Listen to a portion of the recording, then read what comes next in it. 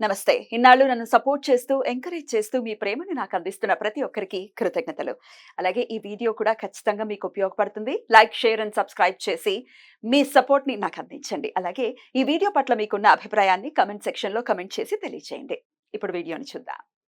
నమస్తే. Welcome to our channel. నేను పద్మిని. ప్రస్తుతం మనతో పాటు ప్రముఖ ఆధ్యాత్మికవేత్త, వైదిక ఆస్ట్రాలజర్ అవినాష్ దాస్ ఉన్నారు. మాట్లాడదాం. అవినాష్ గారు నమస్తే అండి. నమస్తే అండి. ఓం నమ శివాయ. ఓం నమో వెంకటేశాయ. ఒక పెళ్లి సంబంధాన్ని మనం కుదుర్చుకునేటప్పుడు ఇదివరకు రోజుల్లో అయితే తెలుసు మన పెద్దవాళ్ళు అనేవాళ్ళు 6 తరాల అటు ఇటు కూడా చూసి ఇవ్వండి పిల్లని, లేకపోతే పిల్లని అలా తెచ్చుకోండి అని ఖచ్చితంగా చెప్తూ ఉంటారు.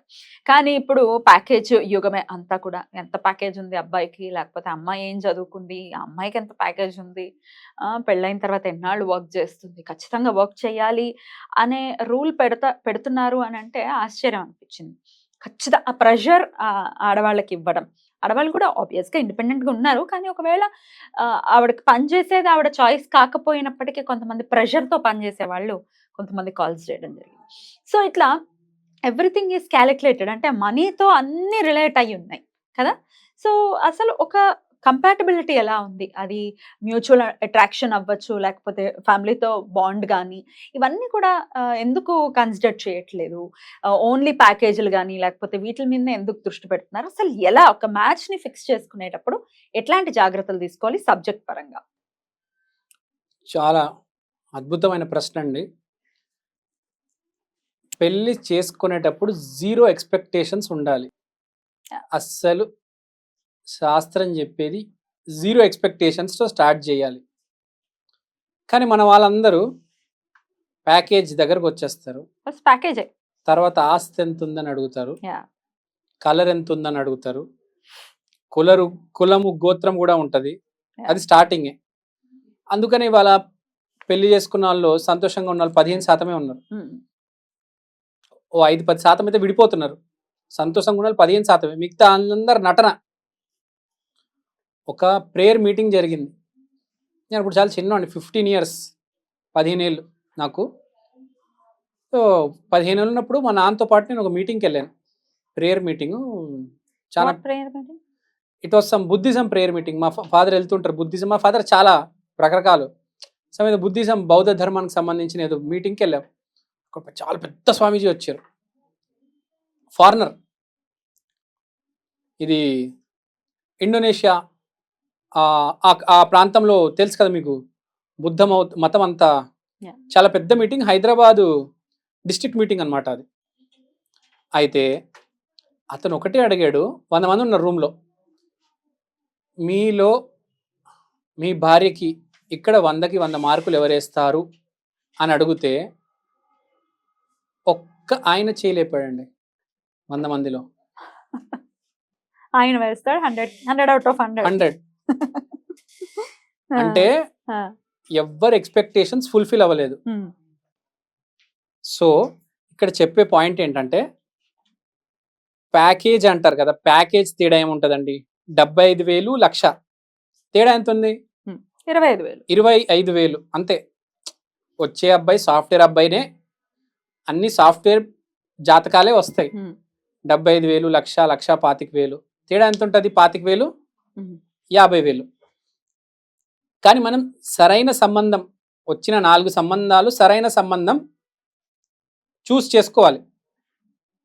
ఇప్పుడు కొన్ని పెళ్ళిళ్ళు ఫిక్స్డ్ ఉంటాయండి. ఇప్పుడు మీరున్నారు, మీది ఫిక్స్డ్ కర్మ, మ్యారేజ్ పరంగా మీది ఫిక్స్డ్ కర్మ కాబట్టి అంతే కదా. కాదు, ఎవరిదైనా అంతే కాదు. కొంతమంది ఫిక్స్డ్ ఉంటుంది, కొంతమంది డైనమిక్ ఉంటుంది. ఇప్పుడు మీది ఫిక్స్డ్ కాబట్టి మీ ఆయన పూర్వజన్మలో మీ ఆయనే, ఈ జన్మలో కూడా మీ ఆయనే, వచ్చే జన్మలో కూడా మీ ఆయనే. ఓకే. కానీ వీడియో మా ఆయనకి చూపించాలి. He will be happy I guess. ఎందుకంటే కృతికాది, రోహిణిది అలా ఉంటది. ఆ కాంబినేషన్ అట్లా ఉంటుంది. కొన్ని జాతకాలు ఇప్పుడు ఎలా ఉంటది అంటే ఫిక్స్డ్ ఉండదు, డైనమిక్ ఉంటది. అంటే దేవుడు 4 జాతకాలు పంపిస్తాడు, 4 అబ్బాయిలు ముందు పంపిస్తాడు. ఫిక్స్డ్ కాదు, ఇది మూవబుల్ కర్మ అంటారు కదా. మనకు సంచిత కర్మ, ప్రారబ్ధ కర్మ, క్రియమాన కర్మ, మీకు ఐడియా ఉంది కదా. సో మూవబుల్ కర్మ ఉంటది. 4 జాతకాలు వస్తాయి. ఇప్పుడు దేవుడు మీకు దారిస్తాడు, చూస్తాడు వీడు ఏం చేస్తాడు. ప్యాకేజ్ ఎక్కువ ఉన్నవాడిని తీసుకుంటాడా, మంచి మనిషిని తీసుకుంటాడా, ఇంకా రకరకాల ఆస్పెక్ట్స్ ఉన్నాయి. రకరకాల కలరు, ఆస్తులు ఆస్తులు ఎవ్వరు ఉండకూడదు అబ్బాయికి, ఆడబడుచులు ఉండకూడదు, ఎవ్వరు ఉండకూడదు, ఒక్కడే ఉండాలి, ఆ, దిక్కుమాల జీవితాలని. ఏవేవో ఉంటాయి ఇలా. ఆ, ఈ రోజుల్లో అయితే అసలు ఉమ్, చెప్పలేనండి అన్ని కండిషన్స్ ఉన్నాయండి. yeah, yeah. అందుకనే sad. మ్యారేజ్ లో హ్యాపీనెస్ అనేది 15% ఉంది. ఉమ్, 85 మంది ఏడుస్తున్నారు Yeah. పెళ్లి చేసుకున్న వాళ్ళందరి వల్ల. అందుకనే పెళ్లి మీద డిబేట్లు ఇది అది. ఉమ్, పెళ్లి చేసుకున్న బాగున్నాలు 15%. ఎందుకంటే రీజన్ ఇదే, Yeah. ప్యాకేజ్ ఎక్కువ ఉందని చేసుకుంటారు. వాడు పెళ్లి చేసుకున్న Dynamic. తర్వాత dynamic condition. Dynamic condition package first package select చేస్తారు. వాడు పెళ్ళైన తర్వాత బాధ ఏడుస్తాడు. కూడా ప్యాకేజ్ లో వస్తుందా? రైట్ రైట్ వాడు బాధ కూడా హింస కూడా అలానే పెడతాడు. రైట్. తర్వాత ఈసారి ఇంకోటి ప్యాకేజ్ బాగుంటది ఇద్దరిది, వీడికి ఆస్తి ఎక్కువ ఉందని వీడిని సెలెక్ట్ చేస్తారు. మళ్ళీ అదొక హింస ఉంటది, విపరీతమైన హింస ఉంటది అది. ఎందుకంటే ల్యాండ్ అంటే మార్స్ కుజుడు, మళ్ళీ కుజుడే వేధిస్తాడు. కుజుడిని చూసి మీరు పెళ్లి చేసుకున్నాడు, ఆ కుజుడే వేధిస్తాడు. కుజుడు ఎలా వేధిస్తాడు తెలుసు కదా, నెక్స్ట్ లెవెల్ మంగళ దోషం అంటారు కదా, నెక్స్ట్ లెవెల్ ఇంకా చుక్కలే.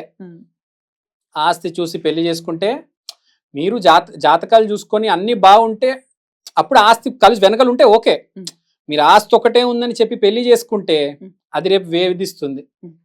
ఆడ అందంగా ఉన్నాడని చెప్పి పెళ్లి చేసుకుంటే అందమే వేధిస్తుంది. వాడు ఏ ఉమెనైజర్ అవ్వచ్చు కదా, ఆడపిల్లకైనా కూడా. ఆడపిల్లలు ఏం తక్కువ తినట్లేదు ఇవాళ. మనం చూసింది ఏంటి శాస్త్రాల్లో, 0 ఎక్స్పెక్టేషన్స్, ఏ ఎక్స్పెక్టేషన్ లేకుండా పెళ్లి చేయాలి, లేకపోతే పెళ్లిళ్ళు అవ్వవు. ఇవాళ పెళ్లిళ్ళు లేట్ అవ్వడానికి రీజన్ ఏంటంటే ఎక్స్పెక్టేషన్స్. దానివల్ల పెళ్లిళ్ళు చేసుకుంటారు కానీ హ్యాపీగా ఉంటారు. మీ దగ్గర కంపాటబిలిటీ కోసం చూపించడానికి ఒకవేళ వస్తే ఎలా చూస్తారు మీరు కంపాటబిలిటీ? నా దగ్గర కంపాటబిలిటీకి వస్తారండి, అస్సలు మంచోడు కాదు అని చెప్తాను. ఒకవేళ కాకపోతే బేసిక్ గా జరిగేది, అస్సలు మంచోడు కాదు అని చెప్తాను. ఆ అబ్బాయిని పెళ్లి చేసుకుంటాడు ప్యాకేజ్ బాగుందని, తర్వాత కోర్టుల చుట్టూ కౌన్సిలింగ్ చుట్టూ. ఉన్నాయా ఇట్లాంటి కేసెస్? ఉన్నాయా? ఇవే మొత్తం హైదరాబాద్ లో సంవత్సరం 4,000. సంవత్సరంలో హైదరాబాద్ 4,000 డైవర్స్లు. ఒకప్పుడు ఊరికి ఒకటి ఉండేది, వాళ్ళు హైదరాబాద్ లో 4,000 అండి, నమ్మగలరా?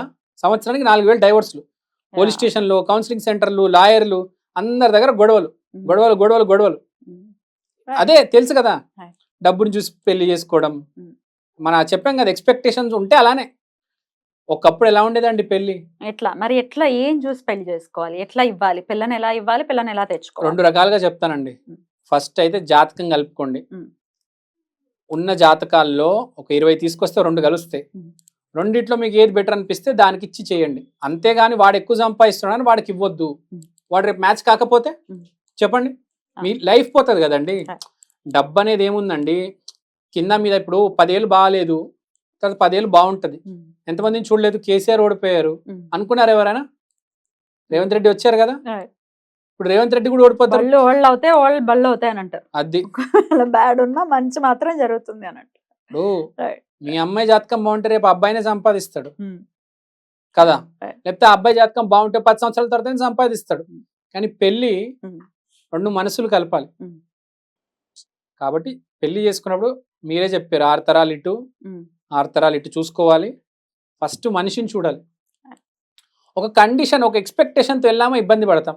ఇవాళ ఎలా అయిపోయిందంటే, పెళ్లి చేసుకున్న తర్వాత మీ శాలరీ మీది, నా శాలరీ నాది. నిజమే అండి, మన శాలరీ మన ఇల్లు కాదు. అదే ఇంకా మీరు మీది, మా రూమ్ నాది అనట్లేదు. ఫ్యూచర్ లో అది కూడా వస్తుంది. అనే వాళ్ళు కూడా ఉన్నారట కొంతమంది, ఉన్నారు. ఫ్యూచర్ లో అది కూడా వస్తుంది, ఫుల్ వస్తుంది. పెళ్లి అనేది అసలు రకరకాలుగా వెళ్తుంది. సో ఎక్స్పెక్టేషన్ లేకుండా వెళ్ళాలి మ్యాచ్ ఫిక్స్ చేసుకునేటప్పుడు. వెళ్ళాలి. అట్లీస్ట్ ఈ మనీ ఎక్స్పెక్టేషన్ అయితే లేకుండా ఉండాలి. కాకపోతే పెద్దవాళ్ళు కూడా థాట్ ప్రాసెస్ లో ఉండేది ఏంటి అంటే, సుఖపడాలి కదా అమ్మాయి, అబ్బాయి సంపాదిస్తేనే కదా ఒక భరోసా అనేది ఉండేది. అందరికీ గవర్నమెంట్ ఉద్యోగాలు ఉండవు ఆబ్వియస్ గా. ఆ పిల్లవాడు ఎంతో కొంత రీజనబుల్ అమౌంట్ అనేది వస్తోంది వాడికి నెల నెల అంటేనే కదా పంపిస్తాము అనే థాట్ ప్రాసెస్ పెద్దవాళ్ళకు ఉంటుంది. నేను అదే చెప్తున్నా. మరి ఎట్లా? నేను చెప్తున్నా అండి, 75,000 వాడిని చేసుకోండి, ₹1,00,000 అవసరం లేదు. 70,000 50,000 ఉంటుంది వాడిని చేసుకోండి. వాడి క్యారెక్టర్ మంచిది, మంచివాడు అని అనుకుంటే గనక ఈ 75,000 2 సంవత్సరాలు అవుతే 1,00,000 దాకా పోతాడు కదా. పోతాడా పోడా? వెళ్తాడు. వాడు వెళ్తాడండి. ఎంత అండి, 25,000 అండి గ్యాప్. సో 50 లక్షలు తేడా ఉంటది. కానీ పెళ్లి కలిసి వస్తే అమ్మాయి కాలు లక్ష్మీదేవి కటాక్షం ఉంటే ఎంత దూరం వెళ్తారు, మారిపోతుంది జీవితం. ఇప్పుడు మా క్లాస్ లో ఒక అమ్మాయి ఉండేది, రాగశ్రీ అని. ఆ అమ్మాయి బీటెక్ చదువునంత వరకు ఒక మోస్తారుగా ఉండేది. పెళ్లి చేసుకున్న తర్వాత ఇప్పుడు వాళ్ళ ఆయన నెలకు 5 కోట్లు సంపాదిస్తున్నాడు. నెలకు 5 కోట్లు సంపాదిస్తున్నాడు. పెళ్లి ముందు ఆ అమ్మాయి ఏం లేదు, ఆ అబ్బాయి ఏం లేదు, lower middle class. He is into real estate and is doing government sites, government projects, Aarogyasri, పెద్ద పెద్ద ఇందిరమ్మ గృహాలు అన్ని అతనే చేస్తున్నాడు. ఈ అమ్మాయి అడుగు పెట్టింది అంతే, కేటీఆర్ హెల్ప్ చేశారు కొద్దిగా, నెలకు 5 కోట్లు సంపాదిస్తున్నాడు. అంత పవర్ ఉంటది. Character is important.